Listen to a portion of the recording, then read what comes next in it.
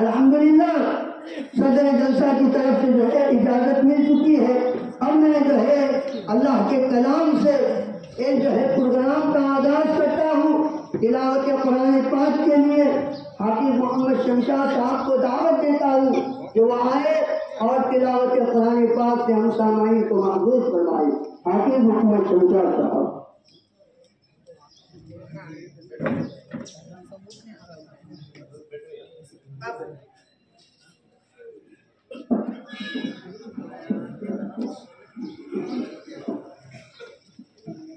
أعوذ بالله من الشيطان الرجيم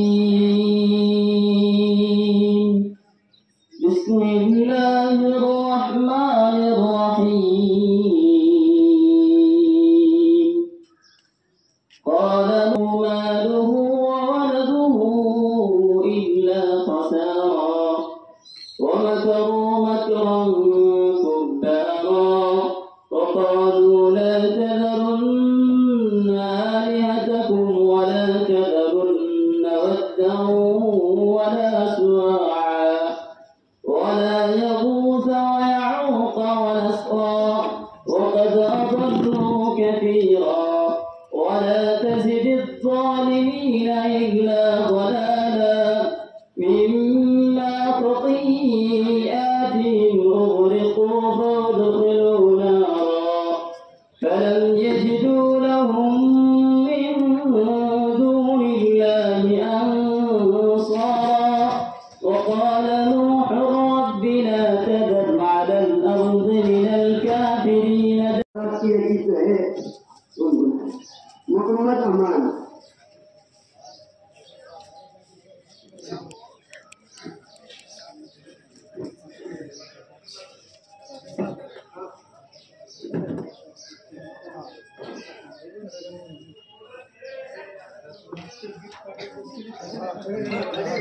बच्चे भी खड़े हो जाओ।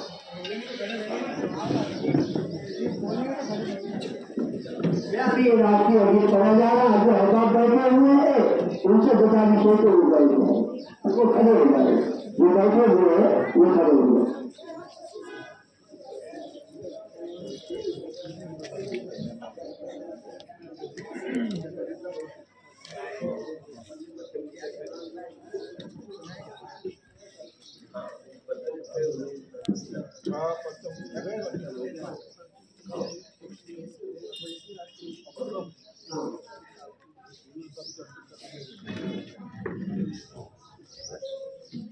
बैठो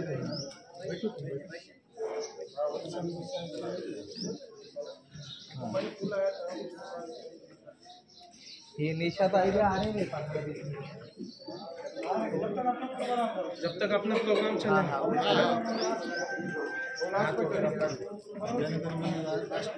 बैठ जाओ बेटा नीचे।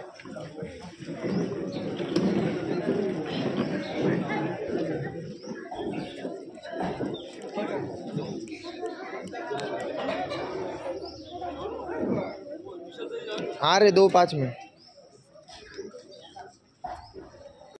जामिया इजाज़ी कुरान के तालिब इल्म मोहम्मद नौशाद इब्न अब्दुल सुब्हान को दावत देता हूँ कि वो 26 जनवरी के उन्वान पे जैसे तकरीर।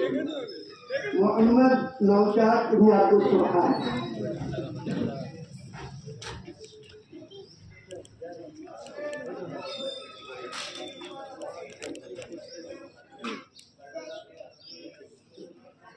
नहमदुहु व नुसल्ली अला रसूलिल करीम अम्मा बाद अऊज़ु बिल्लाहि मिनश शैतानिर रजीम बिस्मिल्लाहिर रहमानिर रहीम वअतसिमू बिहब्लिल्लाहि जमीअन सदक़ल्लाहुल अज़ीम।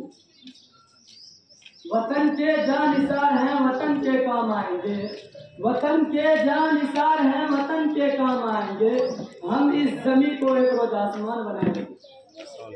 अपनी सांसें हम तेरे नाम करते हैं, अपनी सांसें हम तेरे नाम करते हैं। ए वतन तेरी अजमत को सलाम करते हैं। जनाबे सदर मुअज्जल असातिज़ा कराम, बाहर से तशरीफ लाए मेहमानान इज़्ज़ाम और मेरे प्यारे साथियों, अस्सलामु अलैकुम व रहमतुल्लाहि व बरकातुहू। हर साल की तरह इस साल भी हमारे मुल्क में यौम जमहूरिया का जश्न बड़े ही जोश और खरोश के साथ मनाया जा रहा है। हर कौम की तारीख में कुछ ऐसे भी अहम दिन होते हैं जिनकी अहमियत की कैसे नजर कौम इनको याद रखती है। इसी तरह हमारे हिंदुस्तान में 26 जनवरी का दिन निहायत ही अहम है, क्योंकि इसी तारीख को तकरीबन 300 सालों की गुलामी के बाद हमारा हिंदुस्तान आजाद हुआ था। हर साल 26 जनवरी को यौम जमहूरिया के नाम पर धूमधाम से मनाया जाता है। इस दिन की अहमियत कौमी त्योहार की है।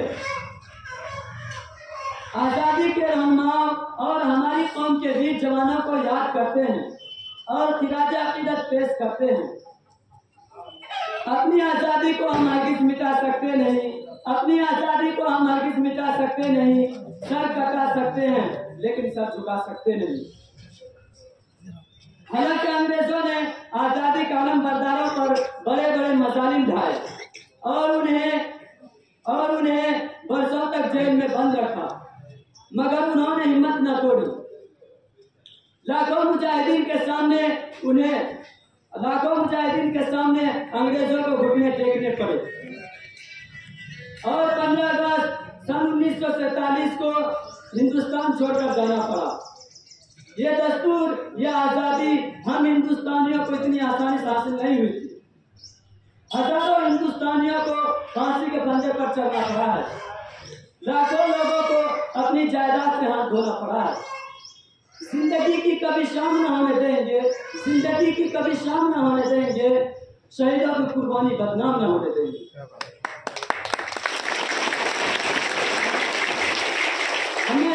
हमें शहीदाने वतन को कभी नहीं भूलना चाहिए।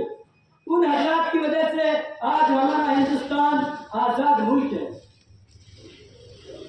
हथेलियों पर जान लेकर लड़ने वाले यही वो बहादुर थे जिनके लिए शायर ने कहा है, मिट गए खुद पर न मिटने दी वतन की आबरू, मिट गए खुद पर न मिटने दी वतन की आबरू, उन शहीदान वतन को बार बार मेरा सलाम। सालों की जिंदगी से कई गुना बेहतर है। खुदा का शुक्र अदा करते हुए आज हम फख्र से कह सकते हैं कि हम आजाद हैं, सुकून के साथ अपनी जिंदगी को गुजार रहे हैं।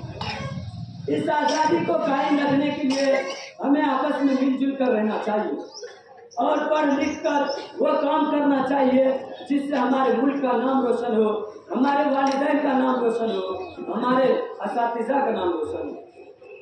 हम आपस के फूट से इस कीमती आजादी को फिर से खो सकते हैं।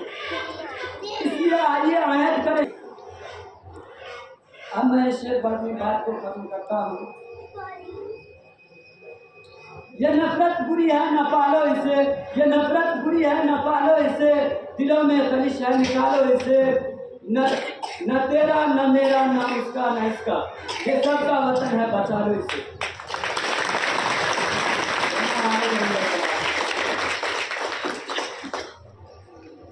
माशाअल्लाह, ये थे हमारे जामिया के तालिब इल्म जो हमारे सामने तकरीर पेश कर रहे थे। हमें सराहना ऐलान है हमारा, मेरी जान दिल से प्यारा, ये मुल्क है हमारा, हमें मुल्क है ये प्यारा। ऐलान है हमारा, मेरी जान दिल से प्यारा, ये मुल्क है हमारा, हमें मुल्क है ये प्यारा। तारीख इस वतन की अपने लहू से लिखी, आँखों का है ये तारा, हमें मुल्क है ये प्यारा। ऐलान है हमारा, मेरी जान दिल से प्यारा, ये मुल्क है हमारा, हमें मुल्क है ये प्यारा। गद्दार कहने वालों, तारीख देखो पढ़कर, किस किस तरह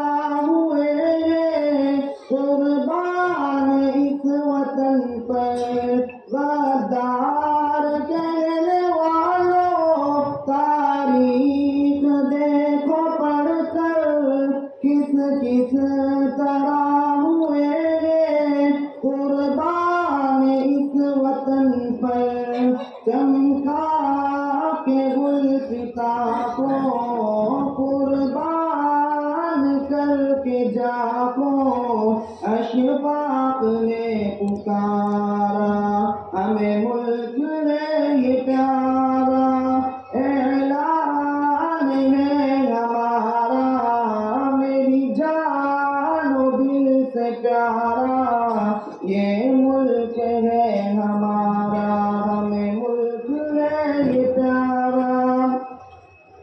चाहत से नफरतों का दामन रफू किया है, गंगा के पानी से भी हमने वज़ू किया है। चाहत से नफरतों का दामन रफू किया है, गंगा के पानी से भी हमने वज़ू किया है। इश्क़ो का पैकर है मेरे दिल के अंदर, अमनो अमा का धारा, हमें मुल्क है ये प्यारा, ऐलान है हमारा, मेरी जानो दिल से प्यारा, ये मुल्क है हमारा, हमें मुल्क है ये प्यारा। नानक की है ये धरती, ख्वाजा की सरज़मीं है, जन्नत से कम नहीं है, सबको ये यकीन है। नानक की है ये धरती, ख्वाजा की सरज़मीं है, जन्नत से कम नहीं है, सबको ये यकीन है।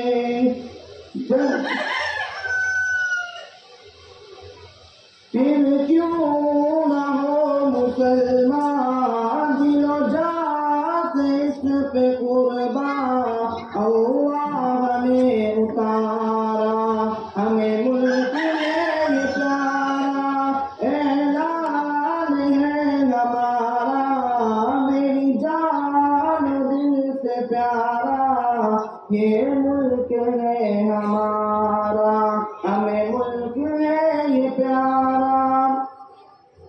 अजदाद की हमारे मीरास है ये मिट्टी, फिर क्यों ना लुटाए इस पर हम लोग अपनी हस्ती। अजदाद की हमारे मीरास है ये मिट्टी, क्यों ना लुटाए अपन बदन पर जाए गुजर, यही इश्क है हमारा, हमें मुल्क है ये प्यारा, ऐलान है हमारा, मेरी जान दिल से प्यारा, ये मुल्क है हमारा, हमें मुल्क है ये प्यारा। मुझे ये बताते हुए बेहद खुशी हो रही है कि आज हम सब यहाँ अपने मुल्क का 75वां यौम जमहूरिया मनाने के लिए जमा हुए हैं। यौम जमहूरिया हम हर साल 26 जनवरी को मनाते हैं। हालांकि हमारा मुल्क 15 अगस्त 1947 को आज़ाद हुआ था, लेकिन सबको बराबर का दर्जा देने वाला कानून अभी तक नहीं बना था। हमारे कौमी रहनुमाओं ने मिलकर एक दस्तूर साज कमेटी तश्कील की। वर्षों की कोशिशों के बाद डॉक्टर भीम राव के सदारत में जमहूरियत, इंसाफ और मुल्क के सभी लोगों के लिए मसावात के उसूल पर मर्दी हिंदुस्तान का आइन तैयार किया गया। इस वजह से 26 जनवरी को यौम जमहूरिया के नाम से याद किया जाता है। इस दिन के हवाले से मुल्क भर में मुख्तलिफ मकामात पर प्रोग्राम तकरीबात मुनक्किद किए जाते हैं। इसको खासतौर पर स्कूलों, मदरसों और सरकारी दफातर में बड़ी धूमधाम से मनाया जाता है। यौम जमहूरिया हमारा कौमी त्यौहार है। तमाम मज़ाहिब के लोग मिलजुल कर ये त्यौहार मनाते हैं। ये त्यौहार का खास ताल्लुक किसी मजहब, जात या बिरादरी से नहीं है। इस दिन हमको ये ऐलान करना चाहिए कि हम अपने मुल्क के आइन की हिफाजत करेंगे, हम अपने मुल्क के आमदनी और अमन को बरकरार रखेंगे। इससे मुल्क की तरक्की में भी मदद मिलेगी। तो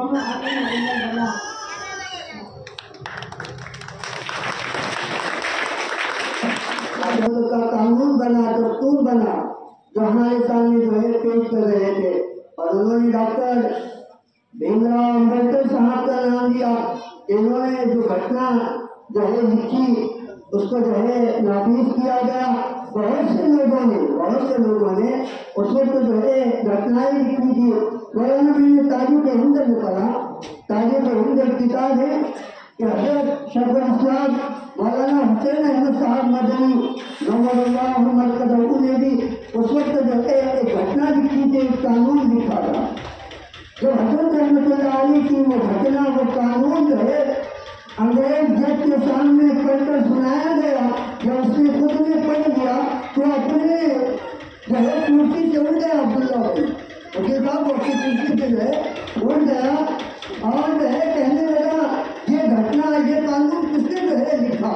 तो किसी ने हजरत शेखुल इस्लाम मौलाना हुसैन अहमद साहब मदनी रहमतुल्लाह अलैह की तरफ इशारा किया कि इन्होंने लिखा है। हजरत की सादगी को देखकर वो जो है अंग्रेज जंग दंग रह गया। हजरत की सादगी को देखकर वो अंग्रेज जंग से जो है दंग रह गया और फिर कहने लगा कि ये आदमी ने जो घटना लिखी है हिंदुस्तान की, ये आदमी ने जो कानून लिखा है हिंदुस्तान का, अगर इसको हिंदुस्तान में नाफिज किया जाए, अगर इसको हिंदुस्तान में जो है लागू किया जाए तो मैं इस बात की उम्मीद रखता हूँ, कि जब तक इस जमीन पर हिंदुस्तान कायम है, जब तक इस जमीन पर हिंदुस्तान कायम है, हिंदुस्तान के मिटाने वाला तो क्या, हिंदुस्तान की तरफ तीन की निगाह से पैर जो है देखने वाला इस नीले गगन के नीचे पैदा नहीं होता। ऐसा जो है कानून हमारे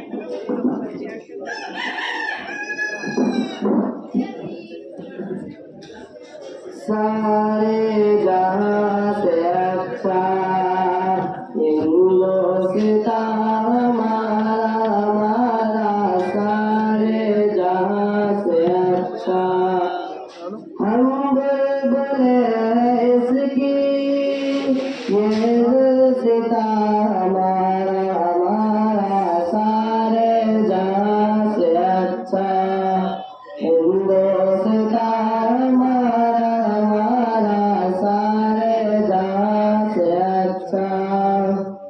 गुरबत में अगर हम देता है दिल वतन में, गुरबत में अगर हम देता है दिल वतन में, समझा में वही भी, समझा में वही भी, दिल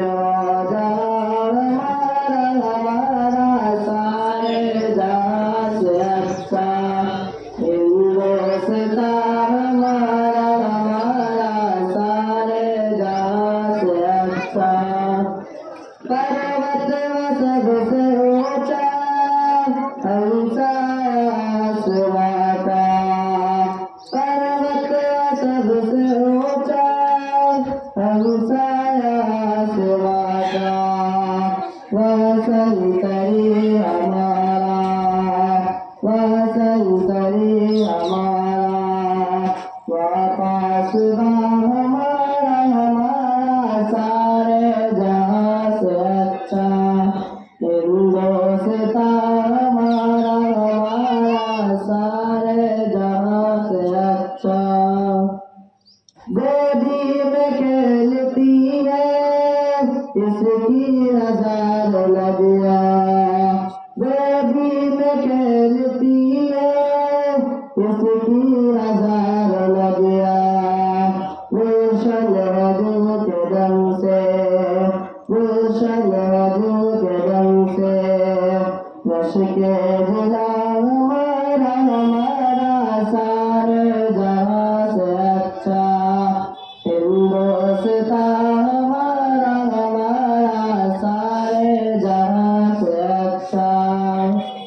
मजहब ने सिखाता आपस में बैर रखना, मजहब ने सिखाता आपस में बैर रखना, हिंदी हम वतन है, हिंदी हम वतन है, हिंदुस्तान हमारा, सारे जहां से अच्छा हिंदुस्तान हमारा, सारे जहां से अच्छा। ये लाल मुसलमान सब मिट गए जहां से, ये लाल मुसलमान सब मिट गए जहां से, अब तक मगर हवा की, अब तक मगर हवा की, नाम निशान हमारा, सारे जहां से अच्छा हिंदुस्तान हमारा, सारे जहां से अच्छा। कुछ बात है कि हंसती मिटती नहीं हमारी, कुछ बात है कि हंसती मिटती नहीं हमारी, दौर ज़माना हमारा सदियों रहा है दुश्मन, सदियों रहा है दुश्मन, दौर ज़माना हमारा, सारे जहां से अच्छा हिंदुस्तान हमारा, सारे जहां से अच्छा। इक़बाल के महरम अपना नहीं जाने, इक़बाल के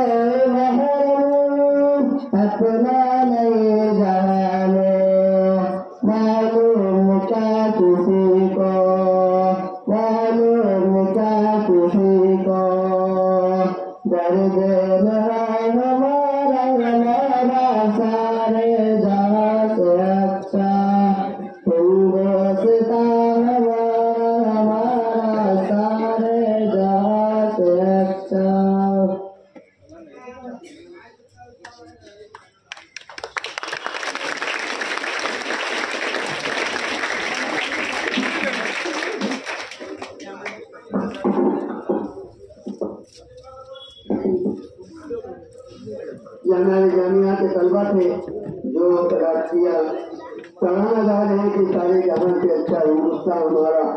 अब मैं मजीद ताकीद न करते हुए हमारे शहर संगमनेर के मशहूर मारूफ वकील जनाब संग्राम गोंधले साहब से गुजारिश करूँगा कि वो आए और 10 मिनट जो है अपनी बात जो है हम सामान्य के सामने रखे। अब्दुल्ला भाई पिछली मरतबा वकील साहब हमारे यहाँ पर आए थे तो अल्हम्दुलिल्लाह हमारे बच्चों को जो है मिठाई के लिए 500 ताकि जो है हमारे सामने हमारे वकील साहब जो है बात पेश करेंगे। आज़ादी से उठा ली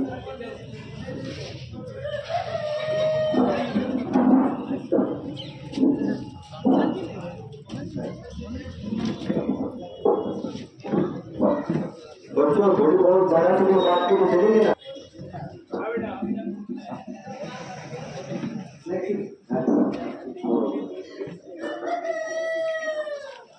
आज 26 जानेवारी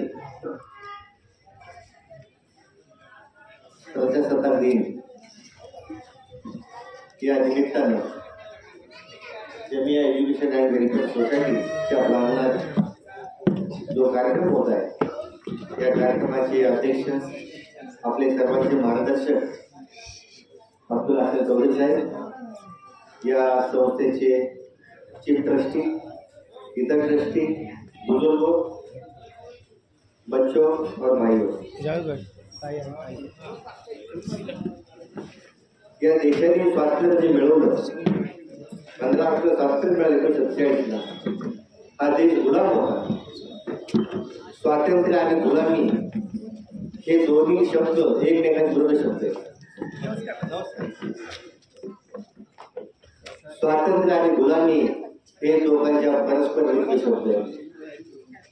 स्वातंत्र्य हे खूप मौल्यवान असतं, गुलामी काय असते हे आपल्या आजच्या पिढीने पाहिलेलं नाही। स्वातंत्र्याच्या पूर्वीच्या पिढीने पाहिलेली गुलामी काय असते आजही आपण बघतो, किंवा काही लोकांना समाजातल्या गुलामगिरीत जगावं लागतं। हे दुर्दैव आहे, या देशाचं समाजाचं दुर्दैव आहे। इंग्रजांचं राज्य या देशावर होतं, त्यांच्या पद्धतीने वागावं लागायचं, मनमानी पद्धतीने वागावं लागायचं आणि ते हटलं पाहिजे। म्हणून या देशामध्ये अनेक काळ संघर्ष, तो संघर्ष होताना लोकांनी रक्त सांडलं। त्यात हिंदू होते, मुसलमान होते, ख्रिश्चन होते, ते कोणत्या जाती धर्माचे नव्हते, ते फक्त हिंदुस्थानी होते आणि त्या लोकांनी संघर्ष केला, म्हणून या देशात स्वातंत्र्य मिळवलं गेलं। खूप मोठं योगदान आहे आजच्या पिढ्यांचं। आपल्याला एवढं मुक्त स्वातंत्र्य मिळालं नसतं, आपला देश जर स्वतंत्र नसता तर आपण एवढं भाईचाराने राहू शकलो नसतो, खूप मागं पडलो असतो, एकदम मागात आपण घाललो गेलो असतो। परंतु स्वातंत्र्य मिळाल्यामुळे ज्या लोकांनी कोणत्या अपेक्षा न ठेवता छातीवर गोळ्या केल्या, अनेक लोक होते, शहीद लोक झाले आणि याचा निकाल काय झाला तर या देशाला स्वातंत्र्य मिळालं। पण एक लक्षात घ्या, स्वातंत्र्य मिळालं, स्वातंत्र्याचा उद्देश जो होता लोकांच्यासाठी लोकांकडून चालवलं राज्य, ही संकल्पना होती। ज्या लोकांनी बलिदान केलं ते बलिदान करताना ही अपेक्षा होती त्या लोकांसाठी लोकांकडून चालवलं राज्य असलं पाहिजे, स्वच्छ कारभार असला पाहिजे, निपुण लोकशाही असली पाहिजे, हा उद्देश होता। आणि त्याची जबाबदारी, ते तर शहीद होऊन गेले स्वातंत्र्य मिळवणारे, पण परंतु त्याची जबाबदारी त्यांनी तुमच्यावर आमच्यावर सोपवलेली स्वातंत्र्य मिळवताना। आपण जर आज वास्तव जर पाहिलं तर माझ्यासारख्याला तरी वाटतं की आपण ज्या उद्देशाने स्वतंत्र झाला त्यापासून आपण धडकडत चाललो। त्या देशाला ज्या गोष्टीची प्रगतीची गोष्ट पाहिजे, ज्या गोष्टी भाईचारा पाहिजे, त्या गोष्टीपासून आपण धडकडत चाललो आहे। ज्या गोष्टींची आवश्यकता नाही, आजही लोकांना रोटी मागावी लागते, कपडा मागावं लागतं। आज 75वा स्वातंत्र्य दिन आहे, प्रजासत्ताक दिन आहे 75वा, तर देशाचं दुर्दैव आहे। आज काही गोष्टी खेळायला सुद्धा बोलल्या पाहिजे, सगळ्याच गोष्टीची वाव करून चालणार नाही। ज्या चांगल्या आहेत ते चांगल्या आहेत, त्या देशामध्ये सुई देखील तयार होत नव्हतं, कारखाने तयार झाले, बाकीच्या गोष्टी पण तयार झाल्या, संशोधन चांगलं झालं, प्रगती पण झाली, चंद्रापर्यंत आपण पोहोचलो। पण एक लक्षात घ्या, या गोष्टी मिळाल्या, एक माणूस चंद्रावर गेला म्हणजे सगळेच देश सुखी झाला असं म्हणता येईल का? मुळीच नाही. म्हणून या देशातले जे प्रश्न राहिलेले हे प्रश्न सोडवायची जबाबदारी स्वातंत्र्य सैनिकांनी आपल्यावर सोपवलेली आहे आणि ती आपण पेलली पाहिजे. सक्षम ताकदीने आपण पुढे गेलं पाहिजे अशी अपेक्षा आपण व्यक्त करायला होणार नाही. या देशामध्ये मला महत्वाचा मुद्दा बोलायचा आहे. त्या देशामध्ये धार्मिक वाद हा नेहमी उघडून येत असतो. ज्या गोष्टीची अजिबात घडत असते. ज्या लोकांनी सर्व जाती धर्म बाजूला ठेवून देशासाठी रक्त सांडलेलं आहे त्या देशामध्ये जाती धर्म दुबळी व्हायला पाहिजे. आणि जाती धर्म आपल्या घरामध्ये नमाज मशिदी पण पडतात, मंदिर काय प्रार्थना करते ते चर्चमध्ये जाते. पण हे सगळं सोडून या गोष्टीचं जर राजकारण होत असेल तर त्याला आपण विरोध नक्की केला पाहिजे. त्या गोष्टीला भीक घालायची नाही. धर्माचं जर राजकारण होत असेल त्या गोष्टीला बाजूला ठेवायचं आणि खूप गर्दी दिसते म्हणून ते खूप योग्य आहे हे देखील समजण्याचं काही कारण नाही. जे चुकीचं आहे तुमच्या बुद्धीला आपल्या बुद्धीला जे पटतं ते चुकीचं आहे हे बरोबर आहे. त्याशी आपण जायलाच पाहिजे. खूप लोंढा दिसला, खूप मेंढ्या जाताना दिसले म्हणून त्या सगळ्याच बरोबर असं बिलकुल समजायचं कारण आपल्या एक मनामध्ये आतला आवाज असतो. मनामधून एक आवाज असतो त्याच्याला हे बरोबर आहे चुकीचं आहे. जो मनाचा आवाज देईल त्या दिशेने आपण दिशेत जायला पाहिजे. गर्दीच्या मागे लागू नका आणि त्याला घेऊ पण. एखाद्या गर्दीला कोण घाबरण्याचं कारण नाही. कारण एक घरात घ्या जे लढले एक माणसं लढले ते स्वातंत्र्याचं जे योगदान आहे खूप मोठं योगदान आहे. आता त्या मुलाने मग खूप ते दोन मुलं खूप चांगले बोलले. मेरे जानो दिल से प्यारा ये मुल्क है हमारा. बरं का पुढचा अजून तो एक म्हणाला वजू गंगा के पाणी से किया आहे. गंगाचे पाणी कोणा एकट्यासाठी का सगळ्यांसाठी. या हिंदुस्थानात राहणाऱ्या प्रत्येकासाठी गंगाचे पाणी ती जमीन त्या हिंदुस्थानात राहणाऱ्या प्रत्येकाची जमीन. कोणी मुलं कोणाला प्राधान्य नाही कोणी दुय्यम नाही. सगळे सब बराबरी आहे. सबका बराबरी खाके आणि एकदम अल्फा कोई समझो कोई समाज अल्पसंख्यक होता है इसका मतलब है समझो तो जो बहुसंख्या है उनका चलेगा ऐसा मत समझो. हर एक की ताकत है, हर एक को दिलो जिस्म है क्या नहीं. हर एक की सोच है और देश को कुर्बानी और समाज दी है तो सबका बराबर करके मुझे यहाँ पर अपने ट्रस्ट ने बुलाया. पिछले बार भी बुलाया था, इस बार भी मुझे मेरे हाथ से परचम लहराया. मुझे बहुत खुशी हो गई. इससे बड़ी क्या खुशी हो सकती है. अरे जन्मदिन की खुशी नहीं, जन्मदिन की खुशी नहीं. जन्मदिन हर एक का होता है लेकिन मेरे हाथ से आपके ट्रस्ट ने अपना जन्मदिन आपने गुजारिश की और मेरे हाथ से ये परचम लहराया. ये जन्मदिन से भी बड़ी खुशी की बात है. और आप सब ने शरीक होने का मौका मिला ये भी मेरे लिए बहुत खुशी की बात है. आप जब जब बुलाएंगे हम कभी भी मुसीबत में पहले तो मुसीबत में आने को तैयार. खुशी में तो सब शरीक होंगे लेकिन पहले मुसीबत में आएंगे. अगर कोई भी मुसीबत आई संग्राम जोड़ने इतना लोगों का पूरा डॉक्टर सर ये सबसे आगे रहेंगे. इसका तुम फिक्र मत करो. हम आगे रहने वाले लोग हैं. वो पैसे वाले को गरीबी हम देखने वाले नहीं. जो सच्चाई है जिनकी सोच अच्छी है उस तरफ हम लोग हैं और उसकी तरफ भी हम जाएंगे. हम वोट के लिए नहीं जाएंगे किसकी तरफ. इतना बोलकर मैं वादा करता हूँ और मुझे बहुत खुशी हो गई यहाँ बुला के. मेरे दोनों खत्म करता हूँ. जय.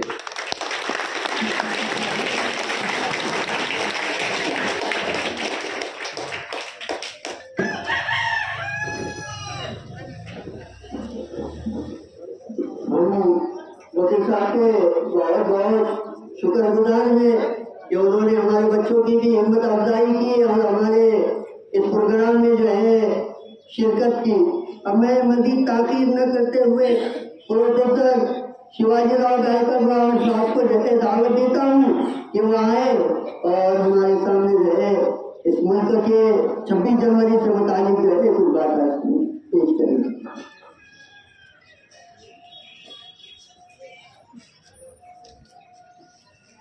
आपल्या सभेचे अध्यक्ष सर्व विद्यार्थी आणि नागरिक बंधू भगिनी, आपण सर्वजण इथे आहोत त्याचं कारण भारताला 1947 मध्ये स्वातंत्र्य मिळालं आणि आपण जेव्हा स्वातंत्र्य मिळवलं तेव्हा असा एक सगळ्यांनी मिळून फोन केला होता, एक प्रार्थना केली होती की हा जो देश आहे, हा देश आपण सर्वांनी मिळून चालवायचा आहे। हिंदू, मुस्लिम, सिख, ईसाई, भगवान को मानने वाले, ना मानने वाले, नास्तिक, सबके लिए ये देश है। और जब देश स्वतंत्र हुआ,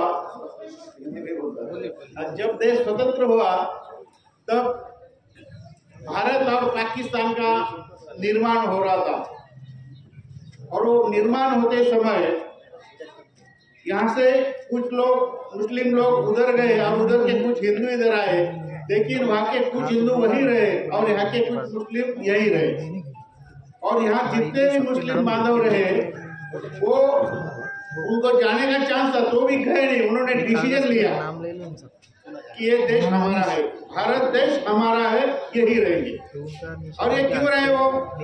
तो इनका सबका लीडरशिप करने वाले जो नेता थे वो थे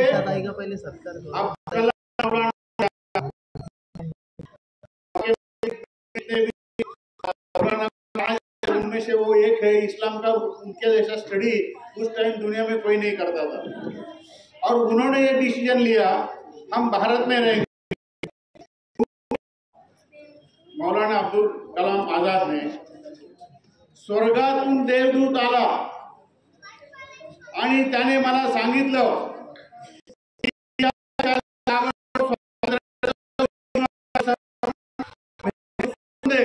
आणि यांच्या ऐक्याच्या बाबतीमध्ये तू बोलू नकोस, तुझ्या देशाला लगेच स्वातंत्र्य देतो। तो मौलाना आजाद असं म्हणाले, स्वर्गातून आलेल्या देवदूताला मी सांगेन की माझ्या देशाला स्वातंत्र्य नाही मिळालं तरी चालेल, कारण एकाच देशाला स्वातंत्र्य मिळणार नाही, पण जर मी हिंदू आणि मुसलमानांचं ऐक्य नाकारलं तर या संपूर्ण मानव जातीला संकट निर्माण होईल। आणि मी मानव जातीवर प्रेम करतो, मी माणूस आहे, मुसलमानही माणसं आहेत, हिंदूही माणसं आहेत, आणि सगळी माणसं एकत्र राहील। खरं म्हणजे वेळ झालेला आहे त्याच्यामुळे, पण आपण सगळ्यांनी मिळून आपलं घटना जर तुम्ही वाचली तर ही घटना आपण आपल्याला अर्पण करून घेतलेली आहे। आज परिस्थिती फार वाईट आहे, तिसरं स्वातंत्र्य युद्ध लढावं लागेल अशी परिस्थिती निर्माण झालेली आहे।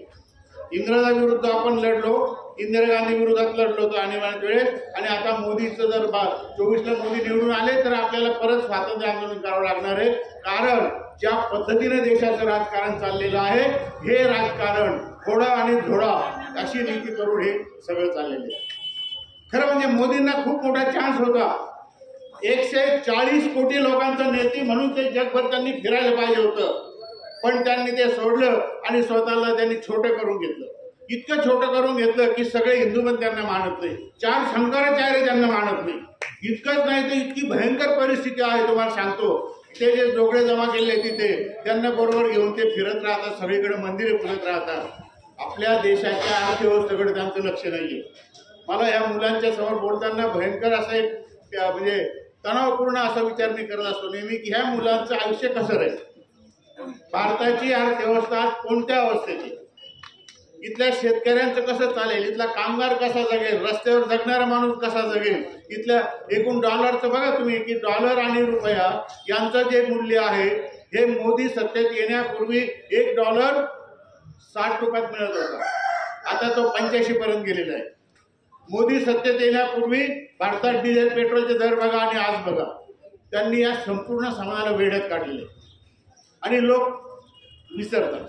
तर कृपा करून तुम्ही हे विसरू नका, आपल्याला तिसरं स्वातंत्र्य युद्ध लढण्याची वेळ येऊ नये म्हणून आपण सगळ्यांनी मिळून, आपण हिंदू, मुसलमान, शीख, एक तर भांगड अशी आहे की जर मोदी परत निवडून आले तर हे बाकीचे जे आहे ना, मला मुसलमानांचं तर मला काही वाटत नाही, आपण तुम्ही लढू शकाल, मला खात्री, मी तुमच्यामध्ये राहणार आहे। पण हे बाकीचे जे लोक आहेत, बौद्ध असतील, जैन असतील किंवा हे बाकीचे, तर या लोकांना चटणीसारखे खाडतील, ते बाजूला करून टाकते, त्यांना बोलूच देणार नाही।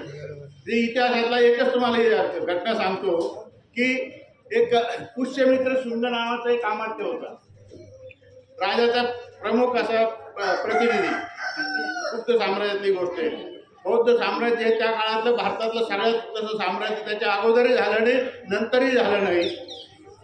या पुष्यमित्र शुंगाने गद्दारी केली, त्या घराण्यामध्ये त्याने राग घालवली आणि स्वतः सत्ताधीश झाला, राजा मारून टाकला। काय झालं पुढे? एक बुद्ध मारून आणून दिला तर त्याला इतक्या मोहरा देऊ, अमुक आणला तर इतक्या देऊ, सगळी बुद्धाची जेवढे काही मंदिरं ती फाडून टाकली आणि या देशात मागोळ घातला. गेले परत ते राज्य. तुम्हाला एकच सांगतो की अमन के बगैर चमन फुलता नाही. देशात शांतता असेल तरच विकास. जो देश अमन नहीं लाता, जिस देश में अमन नहीं होता है वो देश का तरक्की नहीं हो सकती. ही साधीशी गोष्ट आहे. या गावात कायम दंगली व्हायच्या, आम्ही सगळ्यांनी म्हणून दंगली बंद करून टाकल्या. आमच्या गावात दंगल होत नाही, आम्ही अभिमानाने सांगतो. आणि तुम्हाला एकच शेवटचा आता वेळ झाले म्हणून की तुम्ही आपला जो हौसला आहे, आपण भारताचे नागरिक आहोत, तुम्हाला घटनेचं संरक्षण आहे. कुठलाही डर किंवा भीती डोक्यात ठेवायची नाही. डर के आगे मौत होती है. जमिनीवर पडलेलं शेण माती घेऊन उठतं. आपण जिवंत माणसं आहोत. कौन कहता है आसमान को छेद नहीं गिरता, एक पत्थर तो उछालो यारो, फेकून तर बाद दगड आपल्या शरीरावर पडतो. तर म्हणून तुम्ही बिलकुल घाबरायचं नाही. कोणी तुम्ही आपण सगळे मिळून हा देश समृद्ध करू.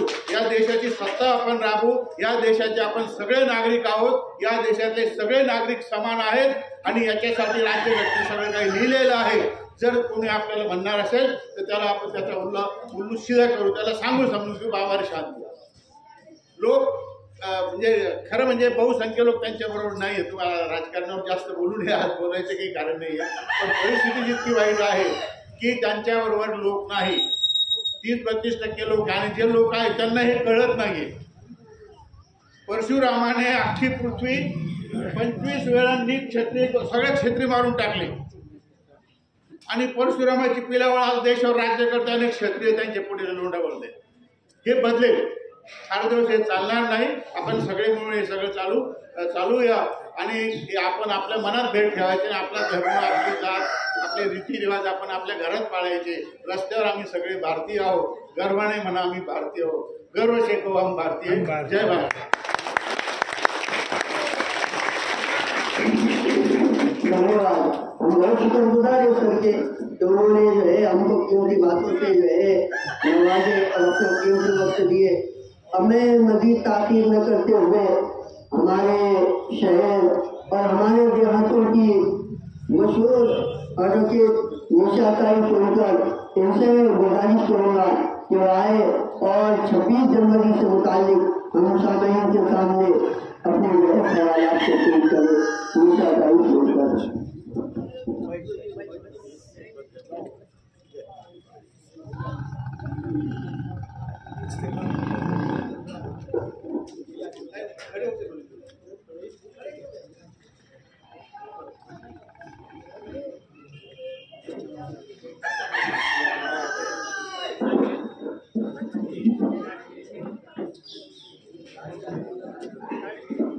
यहाँ स्टेज पर उपस्थित हमारे सब साथी, मेरे बहनें, भाइयों और बच्चों, मैं सबसे पहले आप लोगों को शुक्रिया देना चाहती हूँ. इस मौके पर आप लोगों ने बुलाया और एक कार्यक्रम में हमें उपस्थित होने का मौका मिला, जिसमें आप सब लोग हमें मिले. आखिर यह जैसा हमारा ईद का त्योहार है, दिवाली का त्योहार है, उसी तरह नाताल का त्योहार है, उसी तरह 15 अगस्त और प्रजासत्ताक दिन जो है वो हमारे देश के त्योहार है. यही हमारे देश के त्योहार है.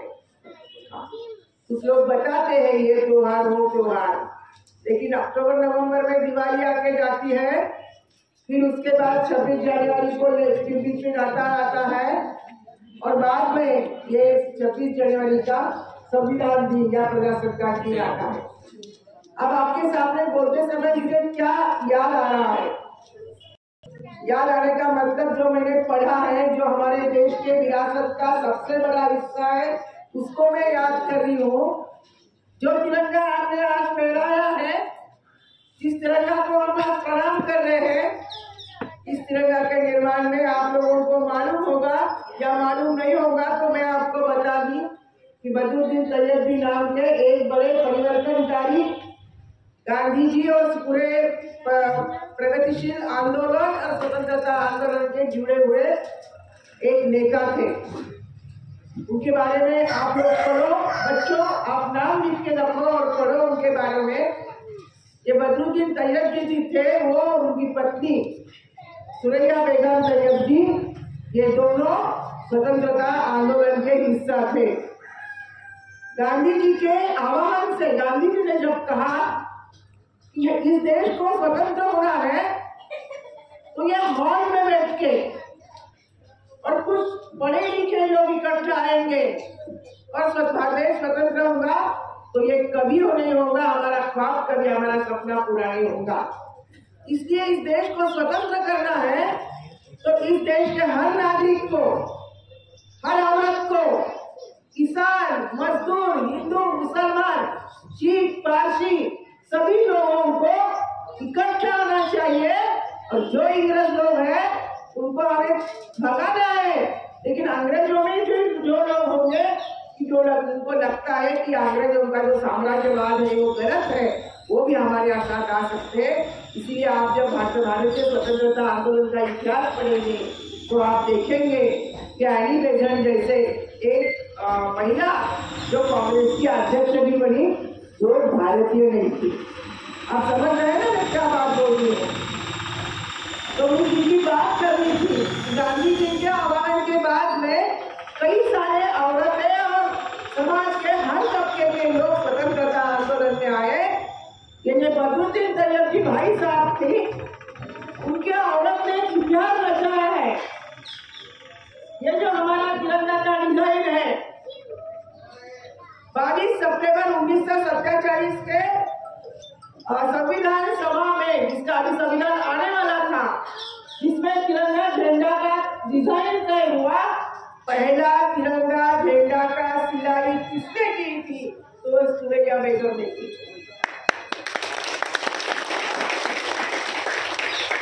ये हमारी विरासत है, इसे हमें भूलना नहीं चाहिए। जब देश स्वतंत्र हो रहा था और ये डिजाइन जब तय हुआ, उस मीटिंग में कौन कौन लोग थे? खुद गांधी जी थे, पंडित जवाहरलाल नेहरू थे, जिनका जिक्र अभी गायकवाड़ सर ने किया, वो मौलाना कलाम साहब भी थे, मौलाना आजाद साहब भी थे। और एक बात मैं आपके को होने वाली हूँ, देश के स्वतंत्रता के ऐसी वैसी नहीं मिली। ये इंग्रजों ने एक हमेशा का दर्द यहाँ बोया और उस फल को, उस पेड़ को, जो एक जातीयवाद का, सांप्रदायिकता का उसका पेड़ आ गया, उस पेड़ के कारण जब 1947 में देश स्वतंत्र हो रहा था, उसी समय उन्होंने पार्टीशन का, फाइलिंग का भी ये बोया। और जब पार्टीशन हुआ, जो नोआखाली आज भारत में नहीं है, वहाँ जो हिंदू लोग थे, पटना में जो मुसलमान लोग थे, उनको ऊपर जो बहुसंख्यक थे वहाँ के, कहा मुसलमान बहुसंख्यक, कहा हिंदू बहुसंख्यक, ये दोनों में वहाँ जीना था मुसलमानों में दर्द फैलाने के लिए। क्या हुआ पाकिस्तान में, हम सब लोग देखते हैं। तो यहाँ इस देश में राष्ट्रीय स्वयंसेवक संघ और ये सब जो लोग हैं जो आज सत्ता में, उनका जो उनके घर के या उनके परिवार के लोग सब थे, जिन्होंने इस देश को जलाने का सोचा और उस देश को जलाने लगे। नोआखाली में जब गांधी जी गए, आग बुझा, किसको बचाने के लिए? हमेशा गांधी जी के खिलाफ गए, एक हमेशा ये जो मुस्लिम हमारे खिलाफ भी गए। इस देश में, हमारे इस गांव में या इस देश में, हम जो समाजवादी है, लोगों के साथ रहते, हमें बोलते आप तो मुस्लिम घाटी है। मुझे कोई दिक्कत नहीं लगती। एक हिंदू परिवार में जन्म लेने के बाद भी जब मुझे मुस्लिम भाइयों की बहन है ऐसा पहचाना जाता है, तो ये मेरे लिए अभिमान की बात है। इसमें क्या है? मैं तो उन सबकी बहन हूँ, उन सबकी माँ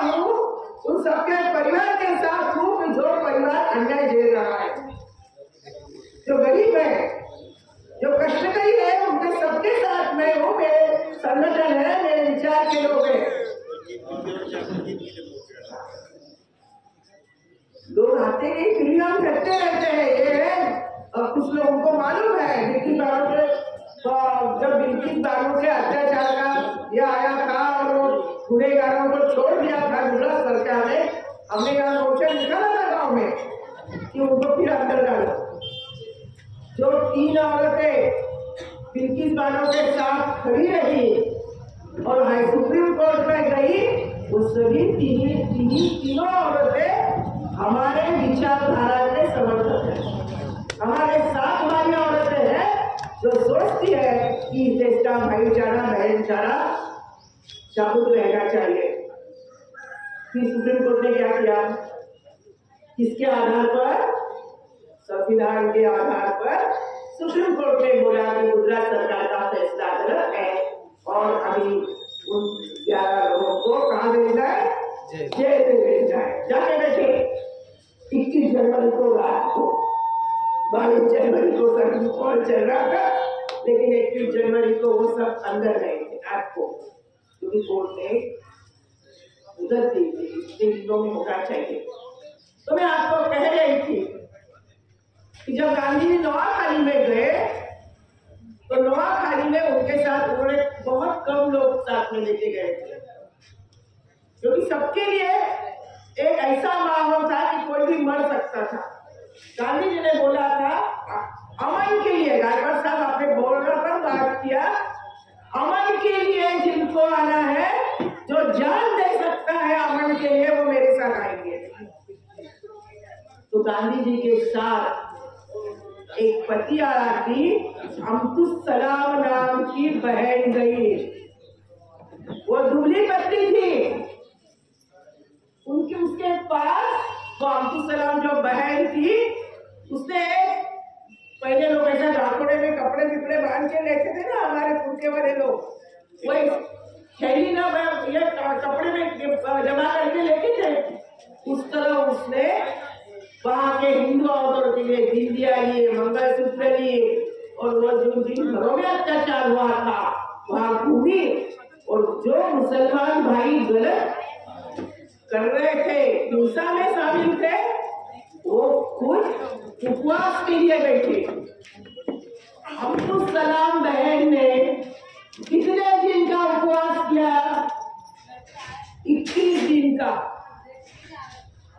पूरा माहौल शांत हो गया। जो काम गांधी जी कर रहे थे, गांधी जी हमें हमेशा कहते थे कि अहिंसा का जो ये मेरा मार्ग है, ये मर्दों से औरतें ज्यादा आगे ले जा सकती है, क्योंकि औरतों के दिल में सभी के लिए एक माया ममता प्यार होता है। वो सबके ऊपर अपना एक हमेशा ऐसा हाथ रखती है कि कोई भूखा नहीं रहे, सबको मिलना चाहिए, और सबका ख्याल जितना औरतें रखती है उतना आदमी नहीं रख सकते। ये गांधी जी का कहना है।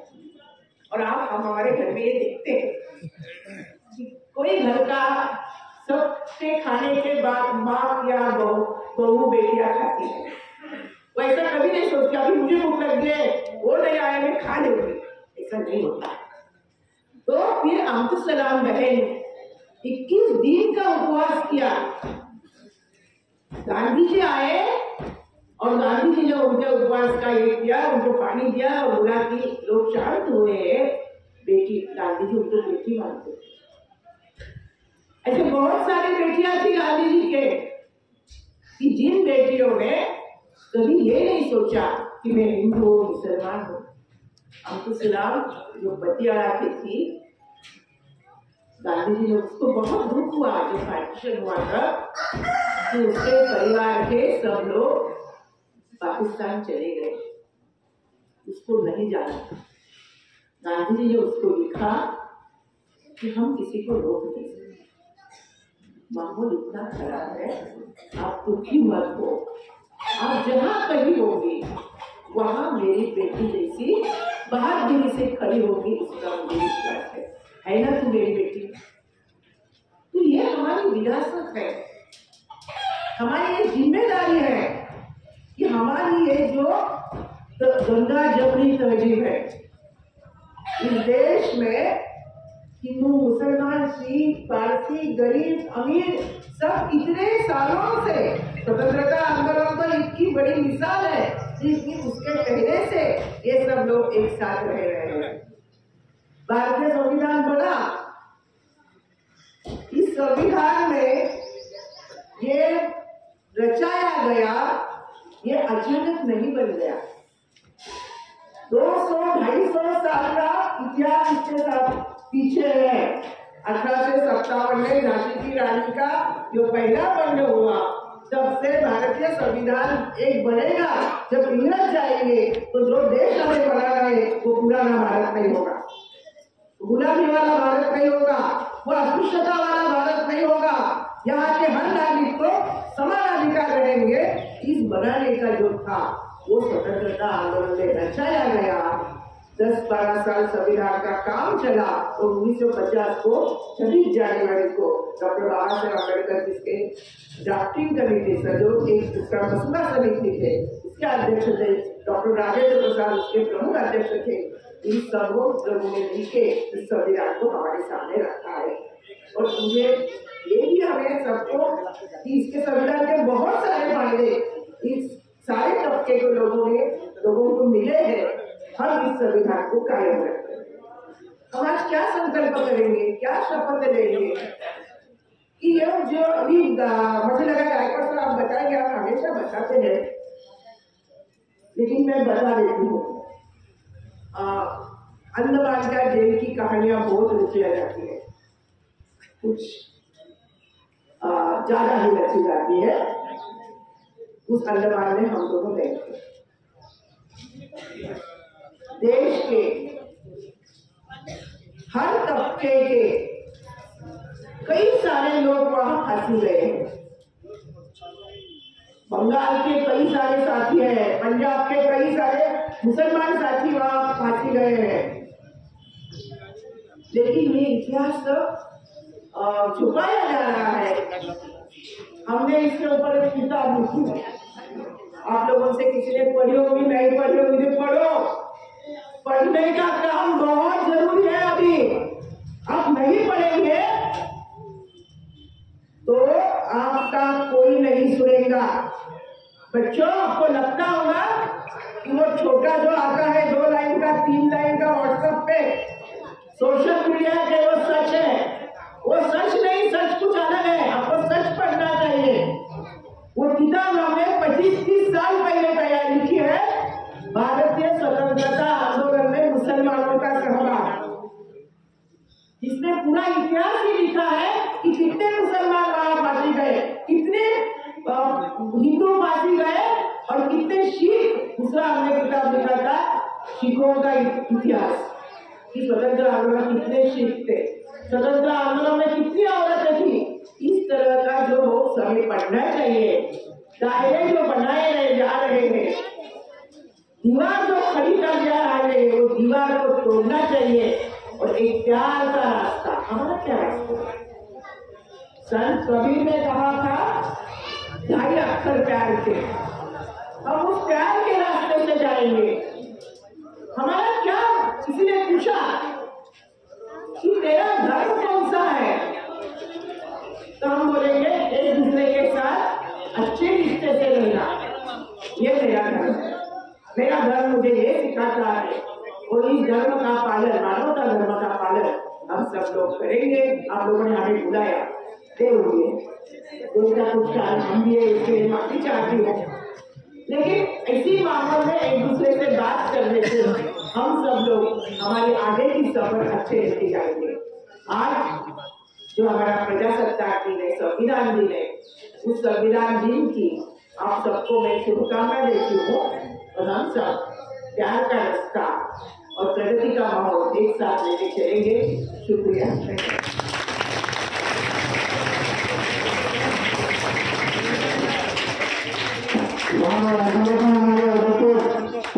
हमारे सामने हिंदी जुबान में बहुत जबरदस्त हिंद की तारीफ जो है पेश किया, हम इनसे बहुत बहुत शुक्रगुजार है। अब जो है हमारी बहुत सारी माएँ बहनें जो है यहाँ पर प्रोग्राम में शरीक हुई है, तो मैं चाहता हूँ कि हमारी हरकत निशा का इनके महत्व ही कि हमारी माए बहनें जो यहाँ पर बैठी हुई है इनके घर को सीखी गए।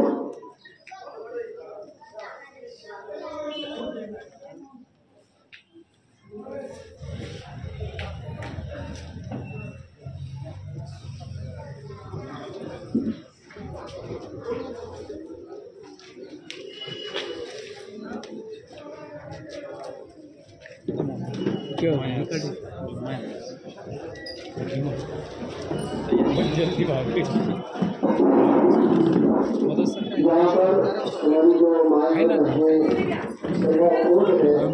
नाम देता हूँ आपको गुजारिश करता हूँ कि आप स्टेज पर आ जाए। रजिया बीशे ताई या ना थोडं पुढं निशा ताई साहबा से गुजारिश करता हूँ कि रजिया बीशे का सरकार पर जो पहुंची गई इधर देखो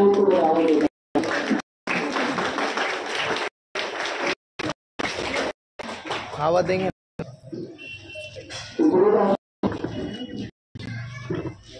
वो अंदर गए वे ये लो आग ला लो।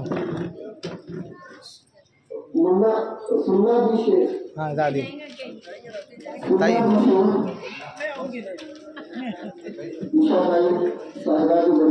इकडं पाहत आहे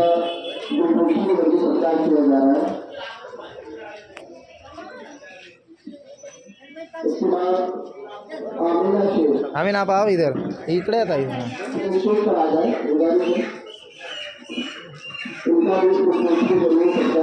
इधर देखो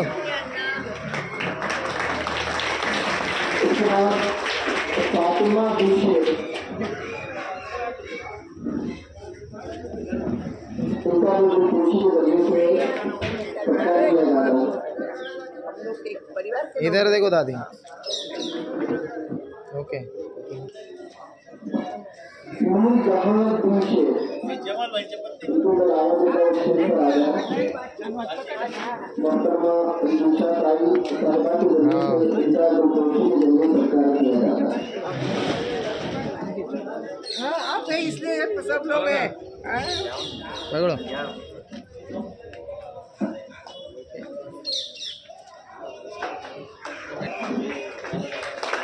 इधर देखो इसके बाद में रजिया बीशे उनको दावत देता हूँ।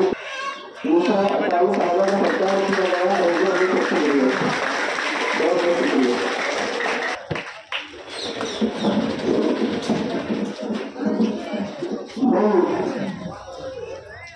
हमारे सुपरविकास में हमारे निशा ताई को उन्होंने जो है हमारे आने वाली माँ बहनों को भी उन्हें सावधानी की हमें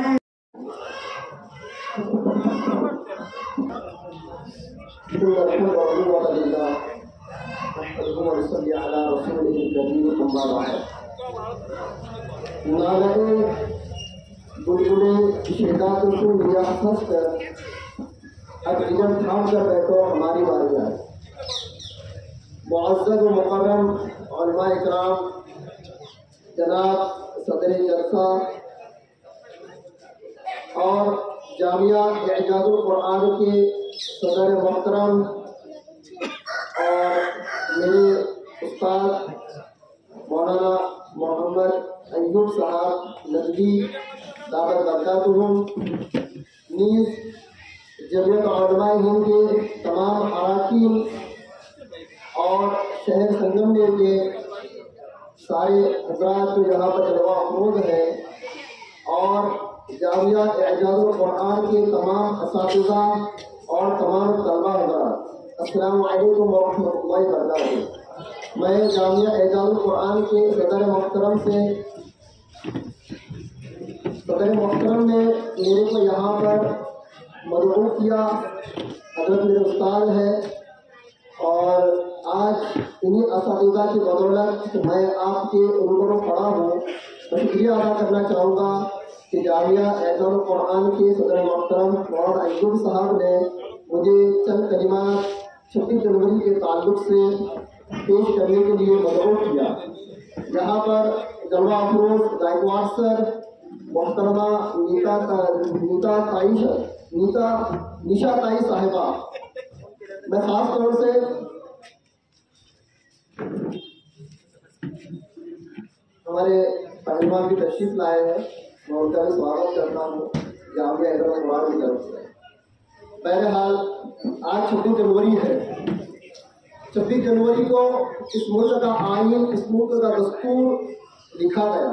कौन लिखा हम सभी जानते हैं, डॉक्टर भीमराव अंबेडकर और उनकी टीम ने, जिसमें बहुत सारे आलमा और बहुत सारे एडवोकेट हजरात भी मौजूद थे। आज 26 जनवरी है, यौम जमहूरिया है। अभी हमारे एक मौजूद मेहमान जो अभी संग्राम वकील साहब जो अभी यहाँ से तशरीफ ले गए, उन्होंने एक बात कही थी कि जमहूरियत किसे कहते हैं। जमहूरियत कहते हैं government of the people, by the people, for the people. एक ऐसा कानून जो आवाम का हो, आवाम के लिए हो, आवाम का हो और आवाम के लिए हो, इसे कहा जाता है मुल्क का आइन, जिसे 26 जनवरी 1950 को डॉक्टर भीमराव अंबेडकर सर के जरिए से लिखा गया। मैं तवज्जो चाहूँगा हमारे एडवोकेट हजरात की। आज मुल्क भारत के अंदर जो स्थिति है, जो माहौल है, हम सभी को ये दुआएं देते हैं कि देश संविधान से चल रहा है, कॉन्स्टिट्यूशन से चल रहा है, लेकिन आप सभी देख रहे हैं 1950 से लेकर आज 2024 आ चुका है, ये देश संविधान के हिसाब से नहीं चल रहा। जिस वक्त संविधान लिखा गया था उस वक्त पार्लियामेंट के अंदर जितने भी सदस्य मौजूद थे, मैं तवज्जो चाहूँगा, उनके सामने उसको जब पेश किया गया तो पेश करने से पहले वहाँ पर एक आवाज़ उठी कि संविधान जो लिखाया जाएगा किस बुनियाद पर लिखाया जाएगा। तो सब ने एक आवाज़ होकर कहा था संविधान लिखा जाएगा इंसानियत के बलबूते पर। मजहब, जात, पात, रंग, नस्ल, अक्सरियत, अकलियत, मेजोरिटी और माइनॉरिटी को दूर रखकर, पशे पुष्ट रखकर संविधान लिखा जाएगा तो ये संविधान चलेगा, वरना ये संविधान नहीं चलेगा। नंबर 2, इस संविधान को मजहबी और राजकानी रूप नहीं दिया जाएगा। ये बात उस वक्त पार्लियामेंट के अंदर लिखी गई थी, इसको माना गया था। पहली बात मैंने क्या फरमाई, मजहब, जात, पात, ऊंच नीच, उसी के साथ मेजोरिटी, माइनॉरिटी और मजहब और उसके साथ राजकारण, ये जो संविधान जो लिखा जा रहा है, ये सारी चीजें इससे अलग रहेंगी। लेकिन हम देख रहे हैं 70 साल हो चुके हैं, ये इस देश का जो संविधान है वो राजकारण के हिसाब से चल रहा है, वो मेजोरिटी के हिसाब से चल रहा है, वो पैसों की और दौलत की बुनियाद के ऊपर चल रहा है। आज जिसके पास पावर है, चाहे सत्ता का पावर हो, चाहे पॉलिटिकल पावर हो, चाहे पैसों का पावर हो, चाहे बिजनेस का पावर हो, वही आज आला है, और जिसके पास पावर नहीं है वो बेचारा अदना है, बेचारा जुल्म और ज़मीन चक्की में पीसा जा रहा है। आज मुसलमानों से इस देश के अंदर वफादारी का सबूत मांगा जाता है। एक छोटी सी तारीफ मैं आप के सामने पेश कर दूं, वक्त बहुत ज्यादा हो चुका है, जुमा का मुबारक दिन है, तलबा अजीज बहुत देर से धूप के अंदर बैठे हुए हैं, लेकिन इन तलबा की जो कुर्बानी है, जो धूप के अंदर बैठे हुए हैं, इनके तवज्जुह से मैं एक छोटी सी तारीख आपके सामने रखना चाहूँगा कि आज ये कहा जाता है कि मुल्क का मुसलमान वफादार नहीं है। मैं आपको लेके चलता हूँ मोगल अंपायर, मुगलिया हुकूमत जब थी, जहांगीर के दौर के अंदर अंग्रेज मुल्क के अंदर आया। जहांगीर के दौर के अंदर मैं आपको एक बात बताना चाहूँगा, तलबा की तवज्जो चाहूँगा। सबसे पहले इस मुल्क में आज़ादी का अलम और आज़ादी का झंडा बुलंद करने वाले शेर बंगाल जनाब सिराजुद्दौला साहब थे, जिन्होंने सबसे पहले आज़ादी का झंडा बुलंद किया, आज़ादी का नारा लगाया और आज़ादी का आलम बुलंद किया। लेकिन उनकी आवाज़ को दबा दिया गया, उनको शहीद कर दिया गया। उसके बाद सन 1799 में शेर मैसूर टीपू सुल्तान को अल्लाह तआला ने बड़े किया। तो कहते हैं ना, उनका एक मकौला बहुत मशहूर है, शेर की एक दिन की जिंदगी गीदड़ की 100 साल जिंदगी से बेहतर है। जी हाँ, वही शेर टीपू जब ये आज़ादी का नारा लेकर जब खड़ा हुआ था, कुछ गद्दारों की वजह से इनको भी शहीद कर दिया गया। और जब शेर टीपू शहीद हुए, शेर मैसूर जब शहीद हुए, उस वक्त अंग्रेज साम्राज्य ने कहा था, अंग्रेज साम्राज्य ने उस वक्त कहा था अब हिंदुस्तान हमारा है। और वाकई में उसकी बात सच थी कि टीपू के जाने के बाद हिंदुस्तान किसका हो गया, अंग्रेजों का हो गया। उसके बाद बहुत अरसा गुजरने के बाद 50 साल का अरसा गुजरने के बाद 1857 के अंदर उलमा इकराम मैदान के अंदर आए और उन्होंने जिहाद का फतवा दिया। सन 1803 में सन ईस्वी 1803 में शाह अब्दुल अजीज दहलवी जो कि शाह वलीउल्लाह मुहद्दिस दहलवी के लड़के हैं, फर्जंद है, इन्होंने 1803 के अंदर सबसे पहला फतवा दिया था। इस पर कोई पॉलिटिकल पार्टी नहीं थी, उस वक्त तो कोई बिरादरान वतन खड़ा नहीं हुआ था, मुस्लिम और मुस्लिम उलमा खड़े हुए थे और ये फतवा दिया था कि अंग्रेजों के खिलाफ अब जंग करना और जिहाद करना फर्ज है। और उन्हीं के वतीरों पर अमल करते हुए बहुत सारे मुसलमानों ने और बहुत सारे उलमा ने एक जमात बनाई और अंग्रेजों का मुकाबला करने के लिए खड़े हुए। पाराकोट की पहाड़ी के ऊपर उन्होंने लड़ा और वहाँ पर सैयद अहमद शहीद और इनके रुफका जिनमें उलमा ज्यादा थे, उन्होंने अंग्रेजों से जंग लड़ी बालाकोट के मैदान में, लेकिन वहाँ पर कामयाबी हासिल नहीं हुई। फिर कुछ सालों का अरसा गुजरा, 1857 के अंदर फिर से उलमा इकराम ने फतवा दिया कि अंग्रेजों की इआनत करना, उनकी मदद करना ये हराम है। अंग्रेजों के लिए एक आखिरी बात बोलकर मैं आपकी बात खत्म कर दूंगा। हमारे गायकवाड़ साहब और एडवोकेट निशा ताई की तवज्जो चाहूंगा, उलमा इकराम की भी तवज्जो चाहूंगा। जिस वक्त अम्बेडकर साहब ने लिखा था संविधान, उसको जब पार्लियामेंट के अंदर जब पेश किया तो वहाँ के जो स्पीकर थे उन्होंने कहा कि डॉक्टर साहब आपने तो संविधान को लिख दिया, अपने तासुरात पेश करो, अपना फीडबैक दो। उस वक्त डॉक्टर भीमराव अंबेडकर साहब खड़े हुए। ये बात बहुत ज्यादा अहम है, इम्पोर्टेंट है और याद रखने के काबिल है। अगर इन बातों को याद रखकर हम अपनी आने वाली नस्ल को अगर हिंदुस्तान की तारीख बताएंगे तो हमारी नस्ल के अंदर भी इंकलाब पैदा होगा। डॉक्टर भीमराव अम्बेडकर ने कहा था मैंने संविधान तो लिख दिया हो,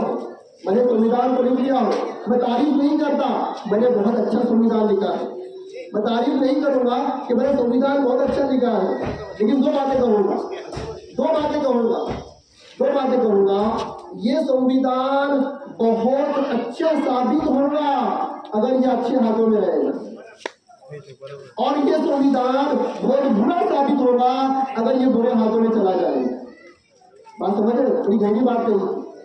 अगर ये संविधान, ये कॉन्स्टिट्यूशन अगर अच्छे हाथों में रहेगा, इंसाफ करने वाले हाथों में रहेगा, न्याय करने वाले हाथों में रहेगा, तो ये मुल्क के लिए बहुत फायदेमंद होगा। और अगर ये जालिमों के, राजकारणियों के, खुद दर्द लोगों के और समाज कंटक लोगों के हाथ में अगर चला जाएगा तो ये संविधान मुल्क के लिए बहुत नुकसानदेह साबित होगा। और उस नुकसान को आज हम झेल रहे हैं। जज़ाकल्लाह। एक शेर के ऊपर मैं अपनी बात को खत्म करता हूँ। तादाद भी तुम्हारी है, लश्कर भी तुम्हारा है, तादाद भी तुम्हारी है, लश्कर भी तुम्हारा है, तुम झूठ को सच लिख दो, अखबार भी तुम्हारा है। अंधेरों का जिगर चीर कर एक नूर आएगा, अगर तुम हो फिरौन तो मूसा भी आएगा इंशाअल्लाह।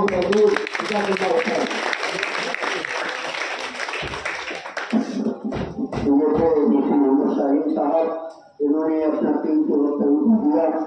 अभी मैं मजदूर ताकीद न करते हुए सदर जलसा अब्दुल्ला हसन साहब चौधरी को गुजारिश करूँगा कि आज 26 जनवरी के मुताबिक हम सामईन के सामने वो तारीख पेश करें जो हमारे अफसार के जैसे उससे पहले मैं एक ऐलान करता हूँ। हमारे हुकूमत इनके जाने से जो है जामिया एजाजुल कुरान के तमाम बच्चों को जो है 500 रुपये दिए जा रहे हैं। अल्लाह बेइंतहा कबूल फरमाए, इनकी जानकारी में जो है बरकत अता फरमाए।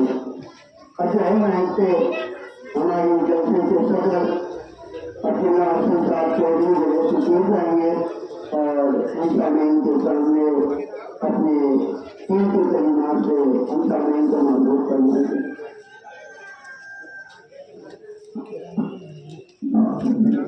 वो पीछे बैठे हुए हो 2-4 इधर बैठे हुए।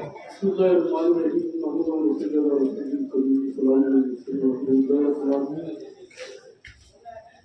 के इस जश्न यौम जमहूरिया प्रजासत्ताक दिन के ताल्लुक से हमारे जामिया इजाजुल कुरान ने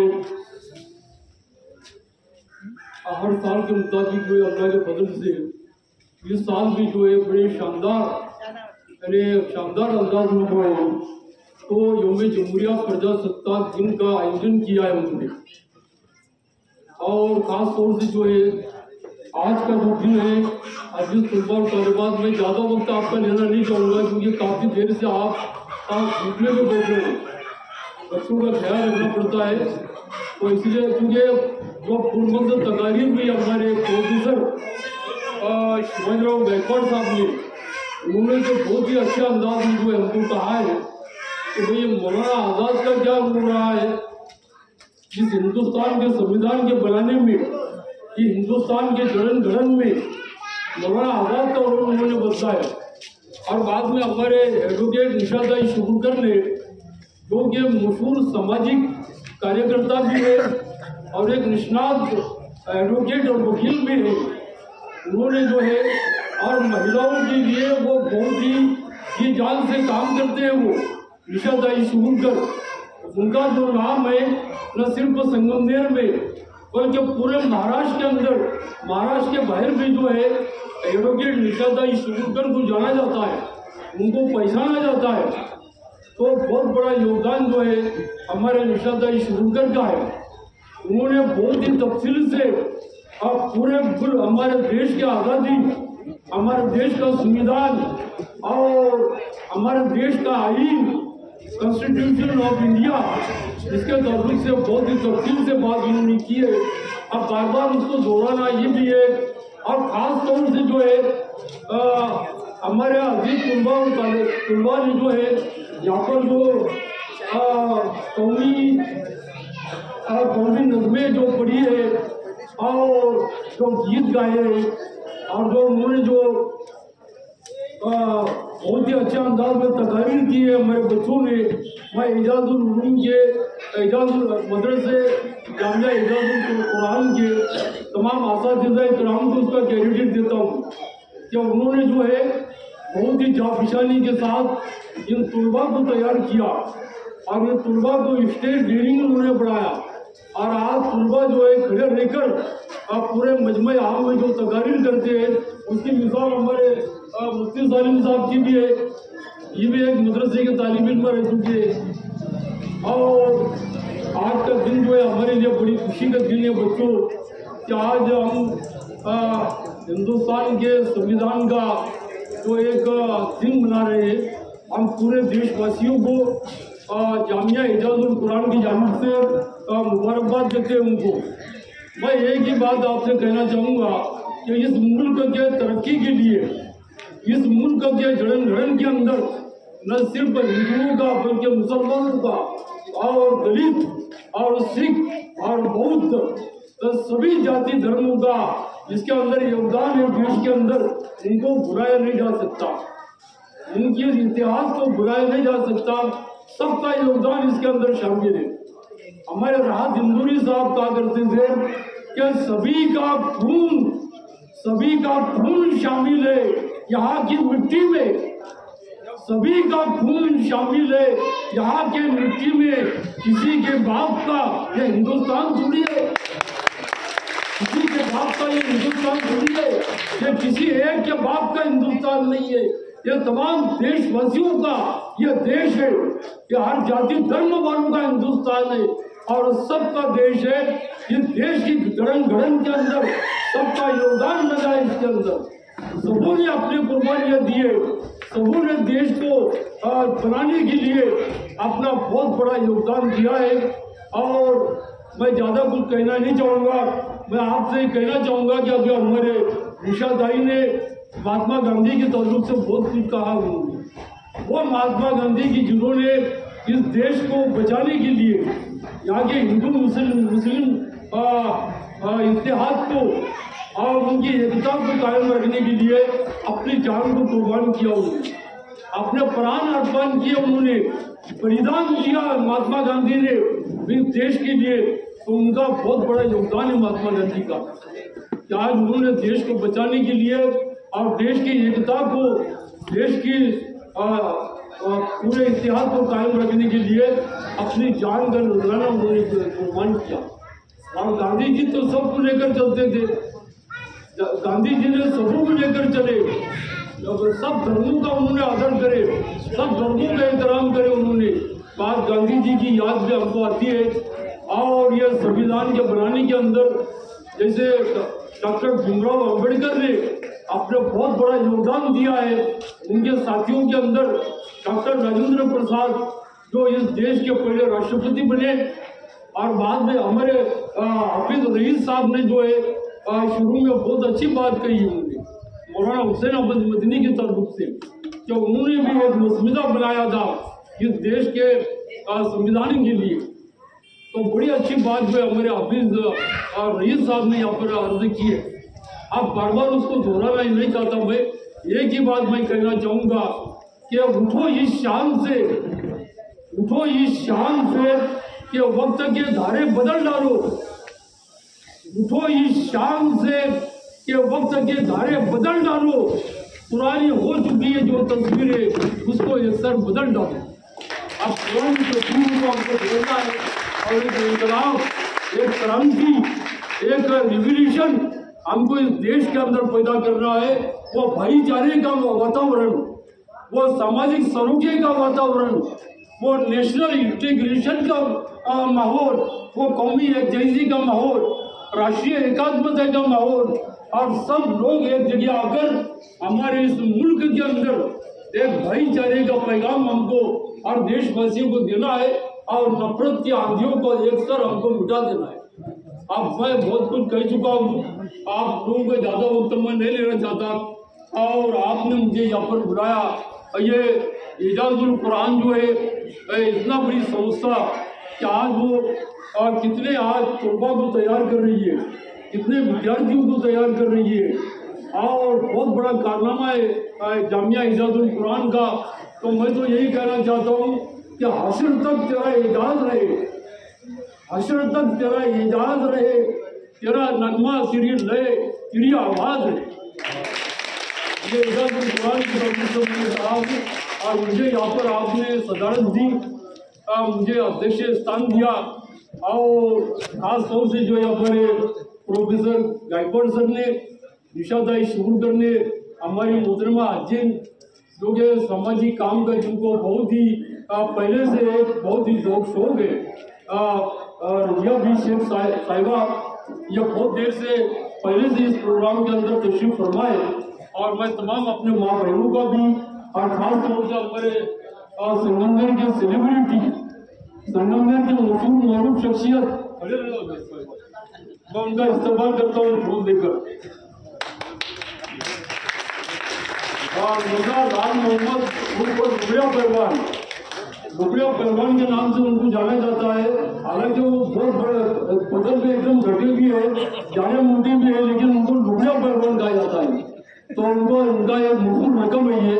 तो आज वो भी खास टाइम निकाल कर यहाँ पर तशरीफ लाए, और मैं खास तौर से हमारे इस इजाजुल कुरान के प्रेसिडेंट और तमाम असातिज़ा इकराम, आदरणीय लाए के एहतराम, ये तमाम शिक्षक वर्ग, ये टीचर्स एंड स्टाफ, इन सब का मैं और खास तौर से हमारे मौलाना अयूब नकवी साहब का खास तौर से शुक्रिया अदा करता हूँ कि उन्होंने आज बहुत शानदार प्रोग्राम का ये आयोजन करके संगमनेर के अंदर मदरसे के ताल्लुक से एक ऐतिहासिक कारनामा अंजाम दिया है।